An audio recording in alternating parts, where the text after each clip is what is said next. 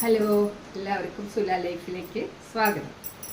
അപ്പം ഞാൻ ചക്കട ഉണ്ടാക്കാമെന്ന് വിചാരിച്ചു. അപ്പം ഈ ചക്ക വറ്റിയത് നാട്ടിൽ നിന്ന് കൊണ്ടുവന്നതാട്ടോ. ചക്ക വറ്റിയത് പിന്നെ അരിപ്പൊടി ഇതൊക്കെ എടുത്ത് വെച്ചേക്കുക.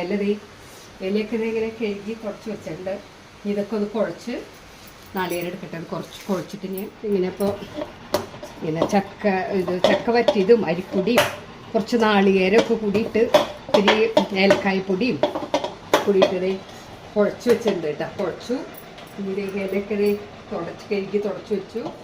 ഇത് ഇങ്ങനെ പുഴുങ്ങാൻ വേണ്ടിയിട്ട് ഇങ്ങനെ പരത്താൻ പോവാം. പരത്തിയിട്ട്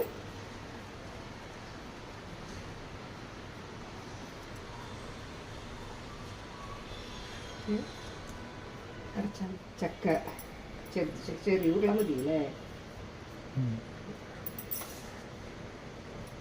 ഇങ്ങനെ ഈസിക്ക് വരെ ചെയ്യട്ടെ നമുക്ക്.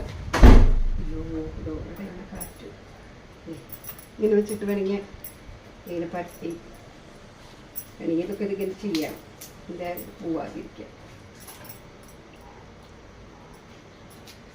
ഇങ്ങനെയാക്കി വയ്ക്കാം.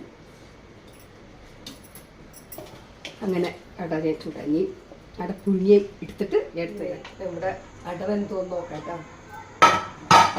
നമ്മുടെ മണമൊക്കെ വരുന്നുണ്ട് ചക്കട.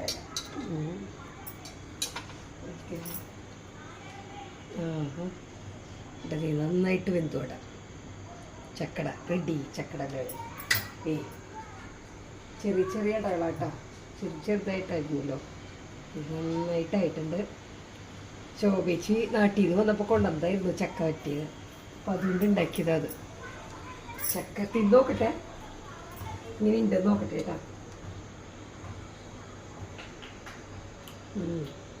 ടേസ്റ്റ് ആയിട്ടുണ്ട്. ചക്കട റെഡി.